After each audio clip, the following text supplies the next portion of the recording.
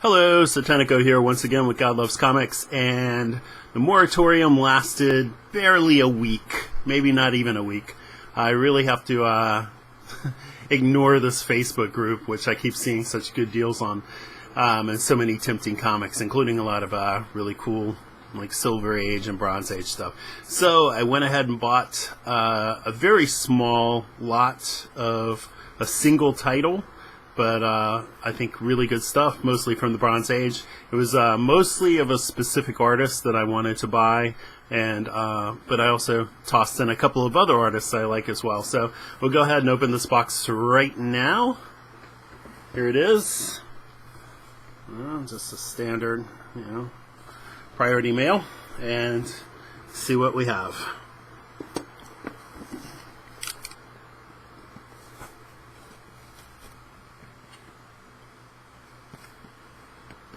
Well, this might be sealed a little bit better than anticipated. It's got tape on the sides, but then also these specific priority mail boxes have sealed ends, which are pretty hard to get into. Let's see. Yeah, pretty hard to pry open. But, there we go. And inside we've got this little bag here. Safeway bag that he's just dropped the comics up in.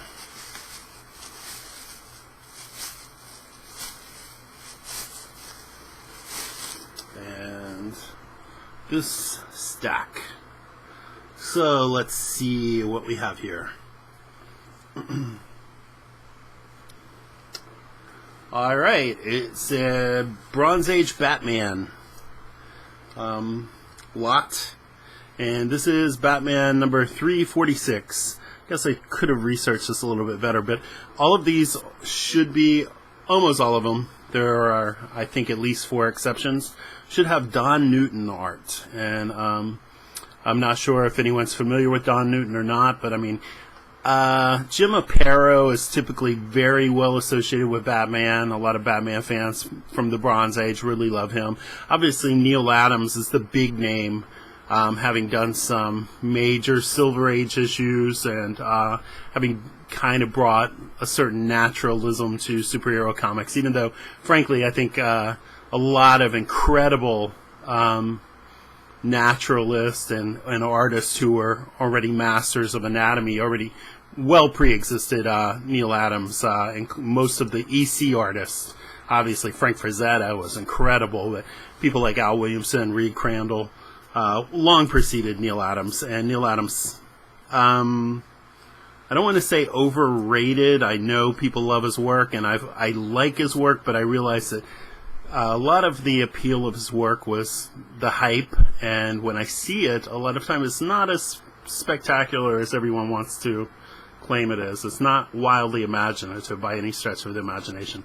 But Don Newton is not Neil Adams. He's his own guy, and so we've got a Batman 346.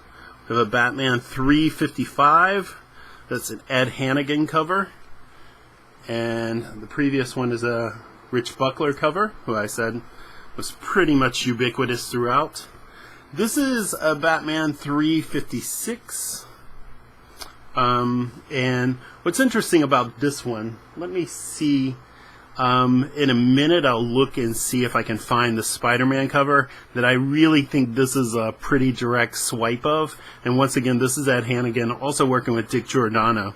But Ed Hannigan did some really eye-catching covers. And, he worked on Defenders, but he also he did a lot of DC stuff as well. And but it's turned out that a lot of these covers were heavily inspired by previous eye-catching covers by other artists, and Ed did his own take on them, but sometimes they almost border on swipes. But let's see if let me look for the Spider-Man for just 1 second.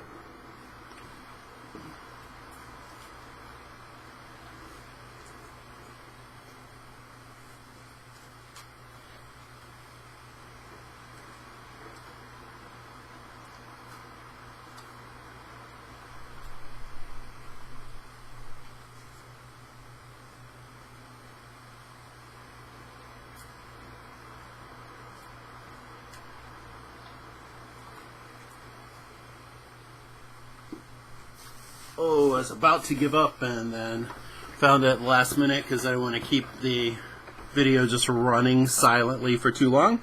But take a look at this. Now this is a classic, and you could see it in one of my prior videos where I bought a Spider-Man lot. This is a classic John Romita Doc Ock cover from ASM 55, 12 cents. And you tell me if you see a similarity. I mean, it's not just the goggles. Obviously he changed the goggles, he made them circular, but the reflection in the goggles of their opponents, Spider-Man, Batman, the teeth, the delineated teeth. You know, this is more of a smile, this is more of a grimace. Noses are relatively prominent. I mean, I wouldn't say it's quite a direct swipe, and there are many other comics that feature, you know, close-ups on characters' eyes and these kind of goggles, but I would be shocked if Ed Hannigan hadn't seen this cover and, let's just say, was inspired by it. But it is a nice cover. This is Batman number 358, and this, early on, I do believe is the piece de resistance, the coup de grace of this entire stack, because this is the first full appearance of Killer Croc, who appeared in a really horrible Suicide Squad movie, but he's become a kind of a major Batman foe.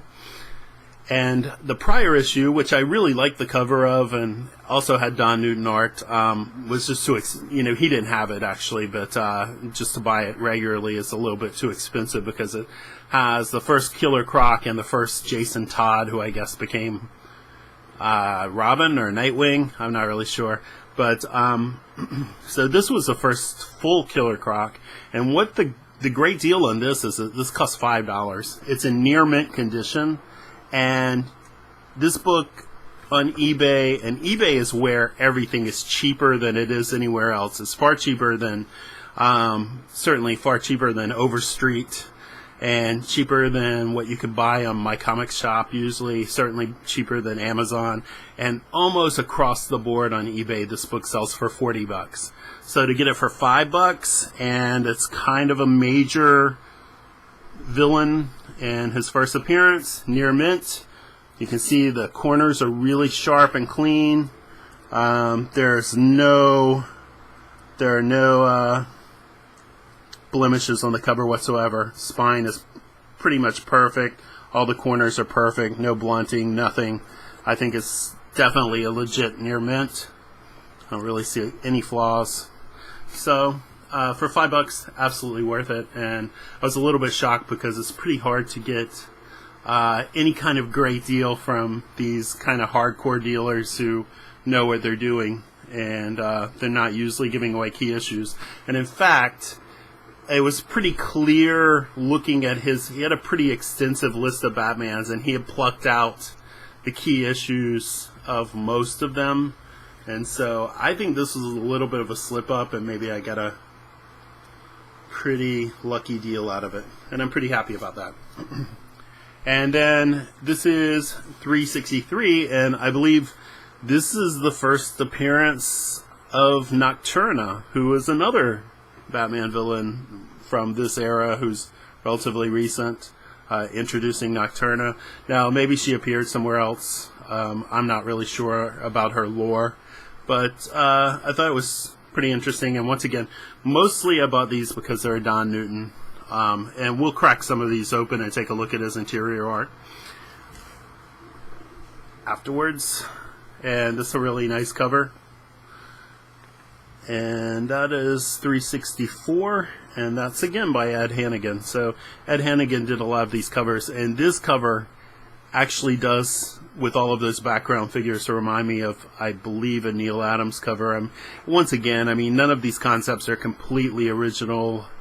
I'm sure you can find antecedents or precedents, going back throughout comics history, but I'm a little bit, Ed Hannigan's a little bit suspect when it comes to these things, because as I just showed you, he's prone to a little bit of swipery. Either way, really nice cover. And then this is 365. I thought that one looked pretty fun and pretty unusual. Batman, I guess, in the South American jungle, battling the jungle jeopardy, but leopard and perhaps a Mayan god or an Aztec god. So, that's pretty interesting. This doesn't even have a backing board on it. That's 367.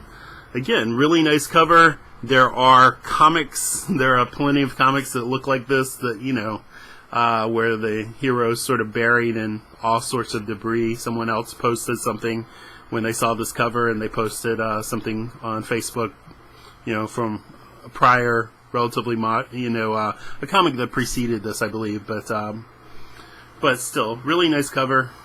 Poison Ivy. And there you go with 370. Again, Hannigan and Giordano. We've got a little bit of interesting graffiti here. Boy George, not really too much in the public eye these days, but back in this time period, he certainly was. This was April 1984. And it says Batman, Robin the Boy Wonder, Titans crew, and that's pretty much it. And then 371, which, because it's the same character that we saw with the goggles, I do believe, I'm not sure, or he looks quite similar. Maybe not. This is Catman, so pretty similar look. The extreme close-up, the eyes, and then the reflections. So that's a pretty common approach there. Once again, Ed Hannigan. He didn't delineate the teeth this time. This is Batman 374. And that's a Don Newton cover with Giordano. So it's a little bit different style, as you can see. I like the way he's got Batman's fist sort of balled up in the cape. Penguin's really well drawn. Even the henchman is really well drawn.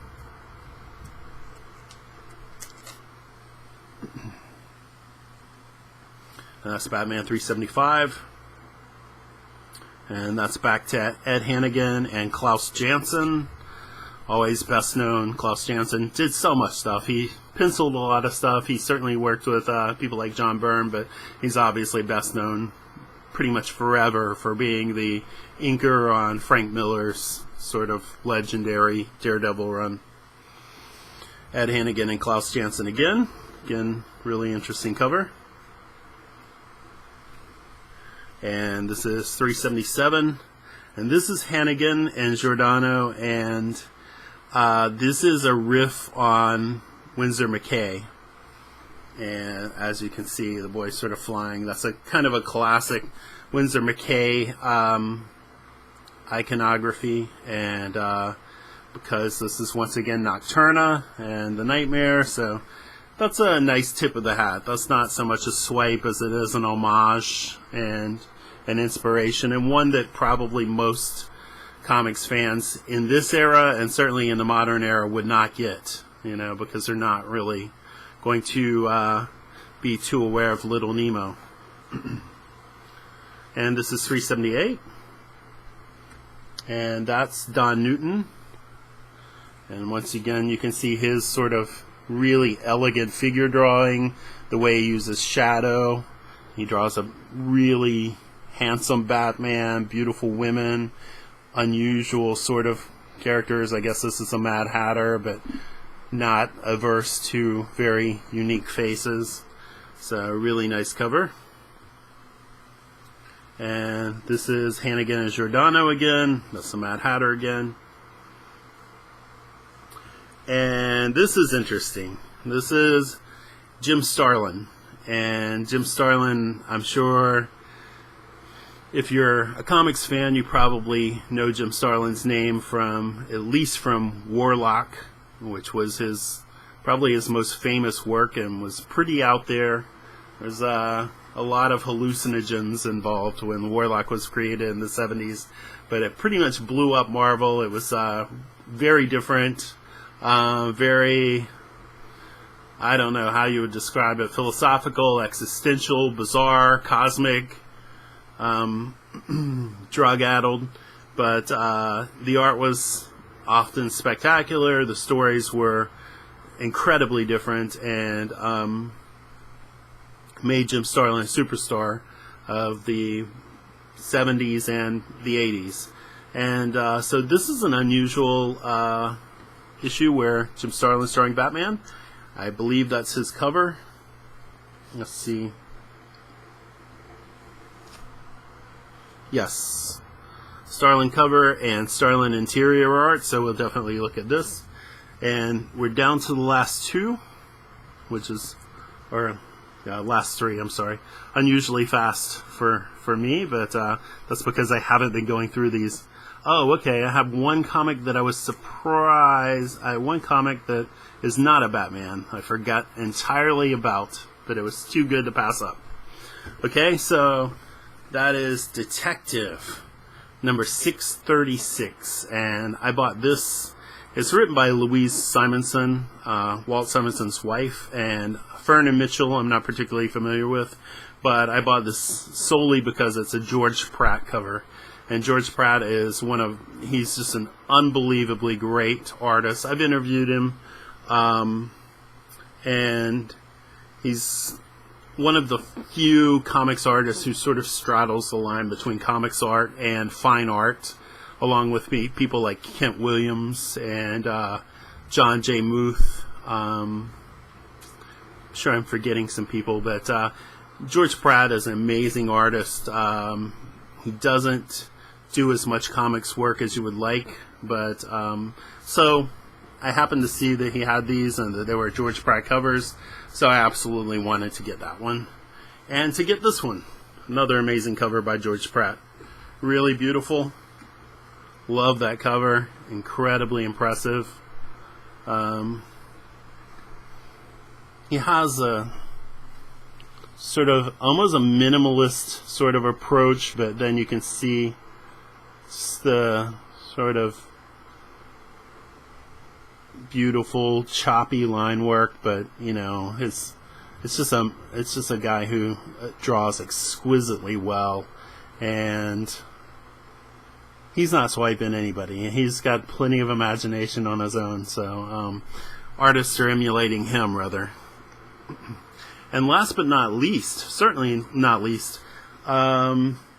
is this little beauty, Star Wars The Empire Strikes Back, the first in the series of Marvel's adaptation. I have all of the issues except whichever number it is, 42, which has the first Boba Fett, and that's a pretty expensive issue. That's usually around $130, $140, I think, or maybe $90. Sometimes I've seen it for $90, and I haven't wanted to spring for that. I'm not that kind of collector. So I somehow did not have this one. I had 40, 41, 43, 44, but I didn't have 39, and so I think this was $4 maybe. Most of these comics, all of these comics, I think are $2 and $3, except for the first appearance of Killer Croc, which was $5, and this one I believe was $4. And this is probably fine. It's a pretty nice copy, but it has a little bit of stress right here. It has a little bend in the corner right there, which is kind of annoying. Spine looks fine. There's a couple of little spine ticks, a little bit of wear. So it's a solid fine. I don't notice any sort of water damage or anything of the sort. So, and of course, The Empire Strikes Back has Al Williamson art, and I'm of course a huge well, not a huge. They're huge Al Williamson fans. Have everything he has, everything he's ever done, and they probably, you know, are pretty well off and have some of his original artwork, which I could never afford unless I hit the lottery. So, but when I see his work, and you know, certainly a $4 comic, I absolutely will buy it. So that's that. And once again, the George Pratt cover. Let's take a look at some of Don Newton's artwork. And we'll take a look at this Jim Starlin as well. I'll go ahead and open that first before the whole Newton stack buries it. I'm not sure, Jim Starlin, what his artwork would look like at this point. This is a really nice copy, by the way. This is easily, I think, near mint. I don't see any flaws on it whatsoever. Not even misaligned. It's just a little trim there. Yeah, it's really nice, actually. It's a nice clean copy. Okay. There's Batman way up there in silhouette. This copy artwork looks pretty unusual and pretty interesting for Sarah of Batman.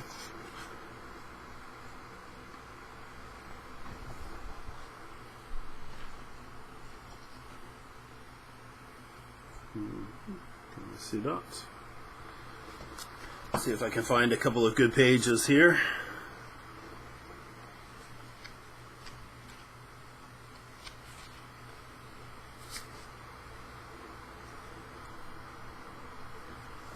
Well,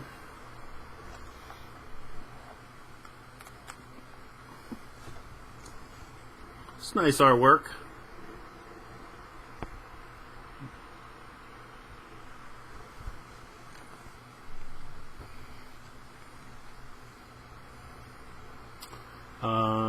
League Legends crossovers. I almost said League of Legends.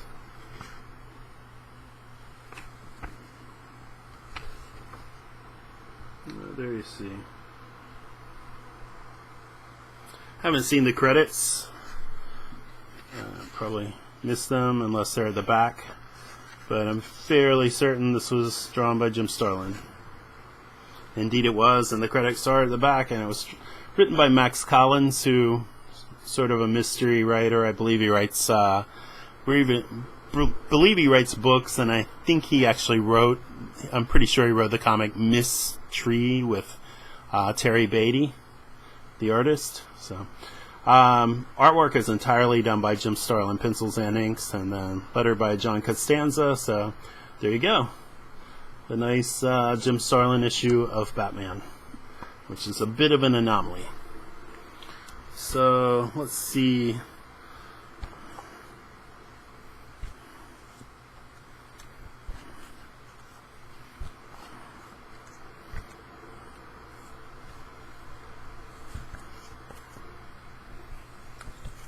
We'll take a look at Poison Ivy.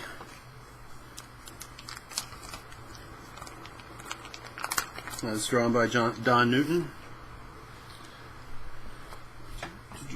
This one, 367.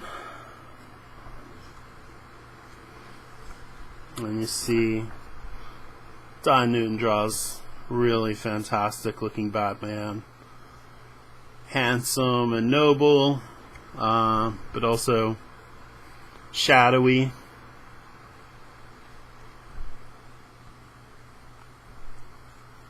And Don Newton apparently was a very interesting guy.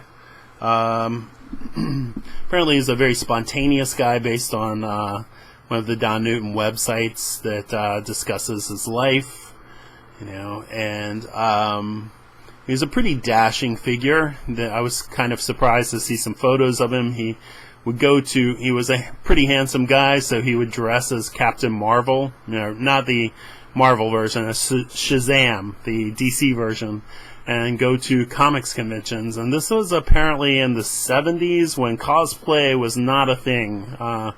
You had to be a little bit daring to dress up that way back in the 70s. And But he died relatively young, I believe in his 50s, and which was unfortunate. But he was an art teacher as well, and actually would teach his kids to draw a page of comics, and then sometimes print up the results and I guess give them back to the kids so they had something to look at and be inspired by. And I think I would love to have an art teacher that taught me how to draw a comics page, particularly one who was working professionally and one who was as well liked and admired as Don Newton, who inevitably has gone down as one of the great Batman artists. It's not everyone's favorite, but he does have a pretty significant following. There is a Don Newton group on Facebook, which I think has a few thousand followers, and they're pretty obsessive. And he's not a guy who did an enormous amount of work. He did pretty significant runs on Batman.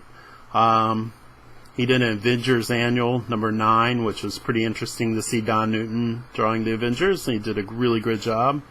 I have some just random stuff they drew, and it didn't have any kind of significant amount of comics drawn by Don Newton, but eventually I started to really like some of the work that I saw from him, and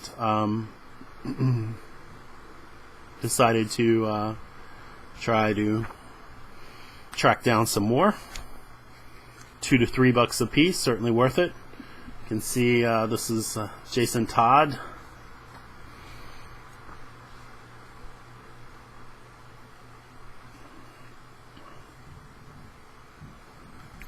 We saw this page probably before, but that's a really nice shot of Batman. Let's look at this first appearance of Killer Croc.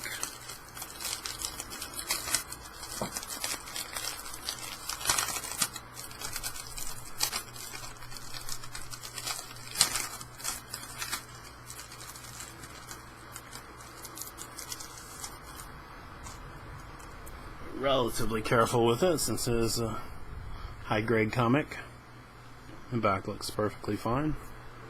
And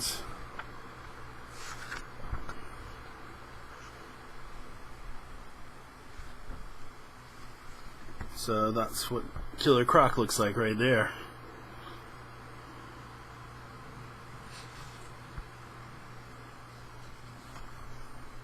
If you happen to have the misfortune of seeing Suicide Squad, some people liked it certainly, but I thought it was absolutely horrific, terrible, and they certainly struggled to replicate this character. But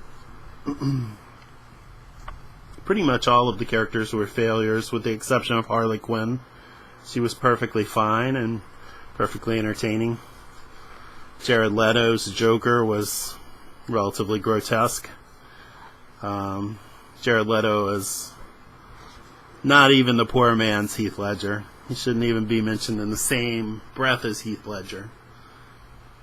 I'm not too precious about such things, but yeah, I thought the movie was hot garbage, and kind of sad because it certainly could have been a lot of fun, but it was a very milquetoast Magnificent Seven, but not even remotely close to that great movie. Anyway, that's the first full Killer Croc. Again, very nice artwork. Let's take a look at this guy.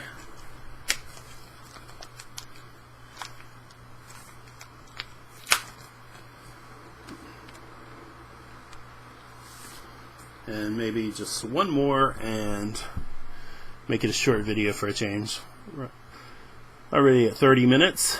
Won't be the usual hour long, hour 10 minutes, hour 20 minute babble fest that I've been doing. Okay, so there you go. Whoever that character is, this is interesting.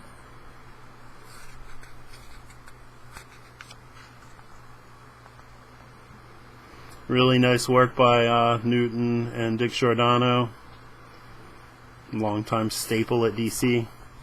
And you see, this is just, you just get 6 panels, just his hands, just Batman donning his gloves, his costume, which he keeps on a hanger, strangely enough. That's a pretty down-to-earth Batman. But just 6 panels and still beautifully illustrated. I mean, even just the hands, they're sort of dynamic, they're naturalistic at the same time, and perfectly shaded. Sort of the beauty of Don Newton. And there's a really nice page as well.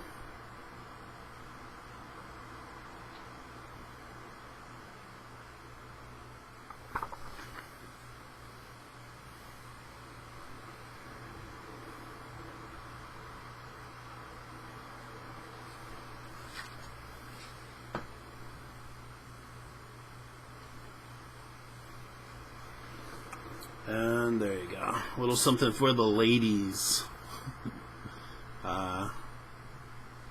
Batman at a bath towel. Again, as I said, very naturalistic. Just really well drawn.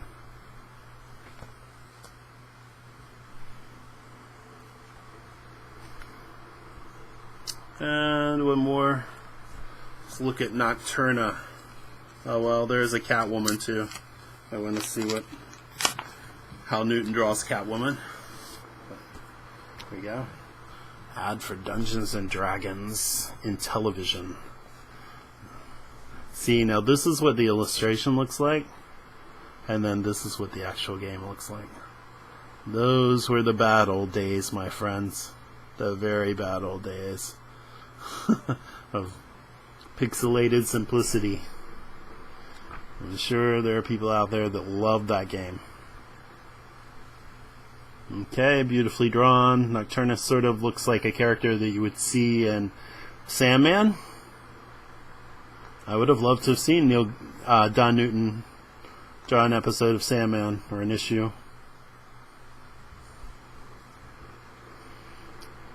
But I'm not quite sure. This is 19...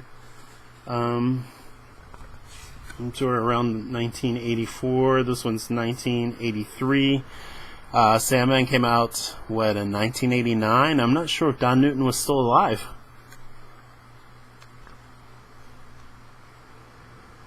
But, again, beautiful work.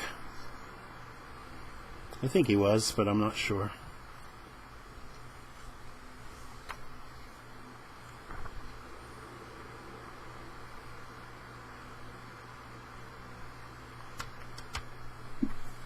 Yeah, really nice.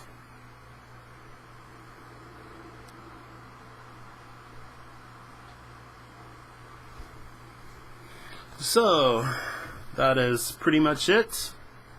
I won't go through the rest of these. And that is a very small collection of Batman Bronze Age from 83, 84. Couple a single detective, or I'm not sure, no, a Batman by Jim Starlin, a couple of later stage detective comics with George Pratt, and a lone issue of Star Wars, The Empire Strikes Back, as adapted by Al Williamson and Carlos Garzón. I will probably do eventually I'm going to get around to doing episodes where I just focus on specific artists, and I'll certainly, when I do that, I will do an Al Williamson episode. Let's see if I can cut that autofocus out. And when I do that, maybe we'll go back and look at that. I believe I've well, I certainly have the Marvel Super Special, which collects all of the issues and is on actually nicer paper. So, but that's it for this episode. And primarily Don Newton, Jim Starlin, and George Pratt. with a lot of inking by Dick Giordano and some cover work by Ed Hannigan and Klaus Janson, Dick Giordano again. So that's it for this episode, and I hope you enjoyed it, and thanks very much for watching, and I'll see you next time. Bye.